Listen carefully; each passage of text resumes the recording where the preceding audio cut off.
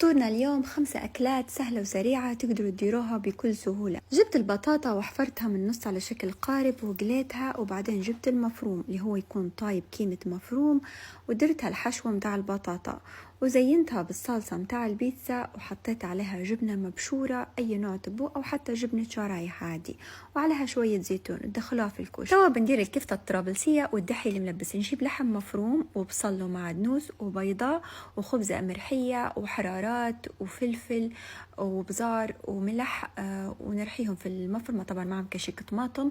نلبس بها البيضة كويس، الدحية نلبسها كويس، ومن بعد نحطها في الخبزة المرحية والدقيق ونقليها في الزيت. نفس الحشوة ندير بها الكفتة الطرابلسية ونقليها بنفس الطريقة، ونحط لها بعدين البصلة نتاعها وندخلها في الكوشة زي ما انتم شايفين. الأكلة الرابعة اللي هي البوريك، الحشوة متاعها بطاطا مطبوخة مع شوية دجاج وشوية جبنة، وطبعا تقلوه عادي. والأكلة الخامسة اللي هي البيتزا، هيك سفرتنا جاهزة وصحتين، وطبعا ما يخلاش الأمر من الشربة الليبية ورز بلاو.